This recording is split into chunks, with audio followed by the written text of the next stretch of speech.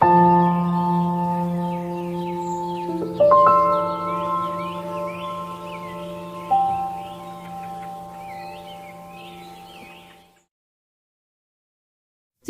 राज्य के राजा सुंदर सेन की एक लौती बेटी थी जिसका नाम था कुसुम।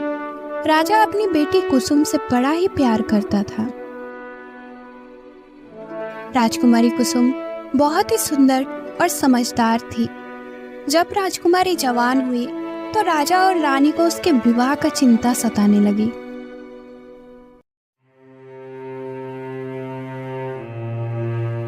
एक दिन राजकुमारी के लिए तो राजकुमारों के रिश्ते भी आ गए।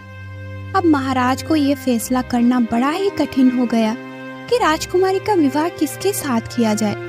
राजा ने इस बारे में महारानी से बात की और कहने लगे, महारानी, हमारे पास पड़ोस के 2 राजकुमारों के रिश्ते राजकुमारी से विवाह के लिए आए हैं। अब मैं समझ नहीं पा रहा हूं कि किसको चुनूं, क्योंकि दोनों ही राजकुमार बहुत ही योग्य हैं और दोनों ही राज्यों के साथ हमारे रिश्ते बड़े ही महत्वपूर्ण हैं। तो ऐसे में किसी एक राजकुमार को चुनना मेरे लिए बड़ा ही मुश्किल हो रहा है। आपकी इस बारे में क्या राय है? महाराज, मैं आपकी मुश्किल को समझ सकती हूँ, परंतु सच मानिए मुझे भी समझ में नहीं आता कि राजकुमारी का रिश्ता किस राजघराने से जोड़ा जाए।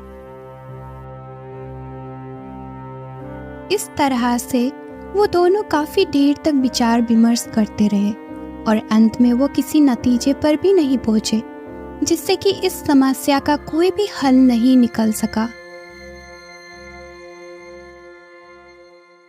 दूसरी तरफ जो रिश्ते राजकुमारी के लिए आए थे वो दोनों ही पड़ोस के राज्य के राजकुमारों के थे, जिनमें एक राजकुमार का नाम दुष्यंत और दूसरे का नाम प्रद्युम्न था। उनमें से राजकुमार दुष्यंत बहुत ही अक्लमंद और देखने में बहुत ही सुंदर था, जबकि दूसरा राजकुमार जिसका नाम प्रद्युम्न था वो ना तो नेक था, ना बहादुर और ना ही अक्लमंद। उसने मन ही मन में ये योजना बना रखी थी कि राजकुमारी से वो एक बार शादी कर ले, उसके बाद वो षड्यंत्र रचकर राजा के राज सिंहासन पर कब्जा कर लेगा। अब क्योंकि राजा और रानी किसी नतीजे पर नहीं पहुंचे थे और राजकुमारी की पूरी जिंदगी का मामला था, तो महारानी ने राजकुमारी से राय लेना ही उचित समझा कि राजकुमारी जिसे भी चाहेगी और पसंद करेगी उसी के साथ राजकुमारी की शादी करती जाएगी।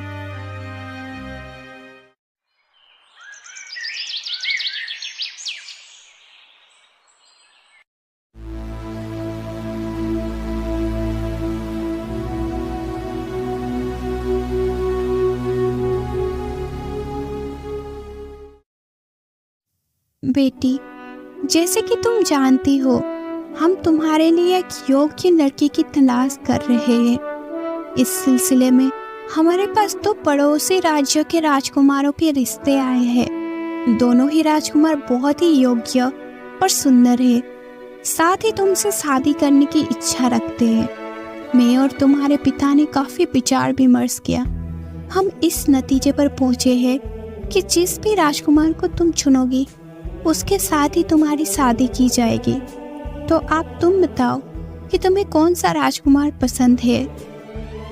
माँ, आपने और पिताजी ने मेरी परवरिश इस तरह से की है कि मैं माता पिता के निर्णय को ही सबसे बेहतर मानती हूँ। आप जहाँ भी कहोगी और जिससे भी कहोगी मैं शादी कर लूँगी। जीती रहो मेरी बेटी, तुमने बात तो बिल्कुल सही कही है, लेकिन समस्या मैं तुम्हें पहले ही बता चुकी हूँ कि दोनों राजकुमार हमारी नज़र में बहुत ही अच्छे हैं। अब तुम हमारी उलझन को दूर करो और अपना फैसला सुनाओ। माँ, आप जिससे भी कहोगी मैं शादी कर लूँगी। मुझे आपका ही फैसला मंजूर होगा। बेटी, मैं कह तो रही हूँ कि हमें कुछ समझ नहीं आ रहा।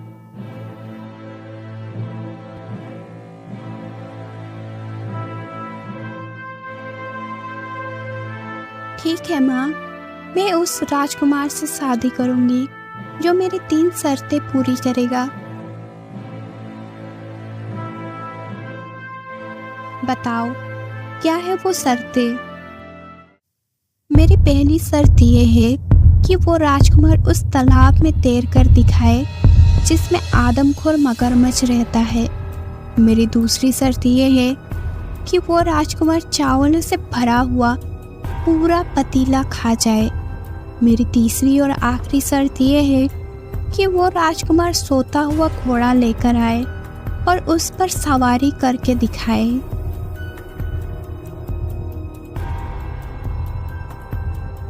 बेटी, इसका मतलब ये है कि तुम कभी शादी नहीं करोगी, क्योंकि कोई भी राजकुमार तुम्हारी ये अजीबोगरीब शर्तें पूरी नहीं कर सकता। तुम्हें पता है कि तालाब का आदमखोर मगरमच्छ कितना बड़ा और कितना खतरनाक है। किसमें इतना हिम्मत है कि वो उस तालाब में जाए, और कौन सा राजकुमार पतीला भरकर चावल खा सकता है? राजकुमार तो वैसे ही बड़े कोमल होते हैं, थोड़ा सा भी खा लेंगे तो उनका पेट भर जाता है। तो भला पतीला भरकर चावल कौन खाएगा? और सोए हुए घोड़े पर भला कौन सवारी करके दिखाएगा? घोड़ा सोएगा या भागेगा? रानी की बातें सुनकर राजकुमारी अभी भी मुस्कुरा रही थी। राजकुमारी को मुस्कुराते हुए देखकर रानी का गुस्सा और भी बढ़ गया। वो पैर पटकते हुए कमरे से बाहर चली गई और सीधा राजा के कक्ष में गई और अपनी लाडली बेटी की शिकायत राजा से करने लगी। आपकी बेटी किसी से शादी करना ही नहीं चाहती, इसीलिए उसने ऐसी बेतुकी शर्तें रखी है। इसके बाद रानी ने सारी बात राजा को पूरे विस्तार से बता दी। रानी की बात सुनकर महाराज मुस्कुराने लगे।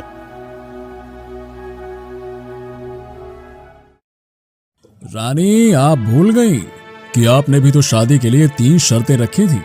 बहुत सारे राजकुमार उन शर्तों को पूरा करने में सफल नहीं हो पाए थे, मगर उन शर्तों को हमने पूरा किया था। महारानी को पुरानी बातें याद आ गई। उन्हें सोचकर वो मुस्कुराने लगी और बोली, मेरी माँ ने मेरी शादी अपने सखी के एक बेटे से करवाना चाहती थी, जो लड़का मुझे बिल्कुल भी पसंद नहीं था। इसीलिए मैंने वो शर्तें रखी थी। फिर भी मेरी शर्तें ऐसी थी जिसमें हिम्मत और बहादुरी की जरूरत थी। जैसे आदमखोर शेर को तलवार से मारना, जिस शेर ने हमारे राज्य में कई इंसानों को अपना भोजन बना लिया था।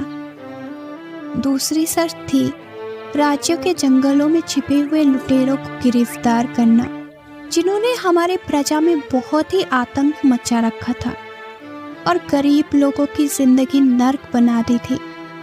आखिरी शर्त थी पहाड़ों को काटकर नदी के लिए रास्ता बनाना, जिससे कि हमारे राज्यों के किसानों को सिंचाई के लिए पानी मिल सके।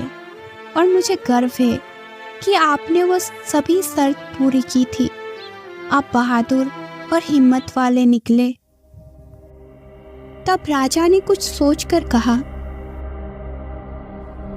रानी, अगर हम वो शर्तें पूरी ना कर पाते तो हमारी शादी आपसे नहीं होती। क्यों नहीं हो पाती शादी? अगर आप शर्तें पूरी नहीं भी करते तो भी मैं आपसे शादी कर लेती। इस बात पर दोनों खिलखिलाकर हंसने लगे। परंतु महाराज, आज हमारे सामने जो समस्या है उसका हल कैसे निकलेगा? पहले तो मैं ये नहीं समझ पा रही थी कि हमारी बेटी की शादी किससे की जाए, लेकिन अब मेरे समझ में ये नहीं आ रहा कि मैं अपनी बेटी को कैसे समझाऊं कि वो अपने बेसिर पैर की शर्तों को छोड़ दे। रानी, आप इस बात की बिल्कुल भी चिंता मत कीजिए।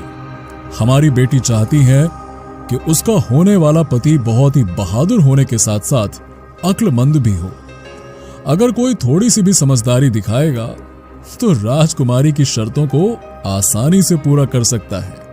मैं दोनों राजकुमारों के सामने ये शर्त रखूंगा और कहूंगा कि जो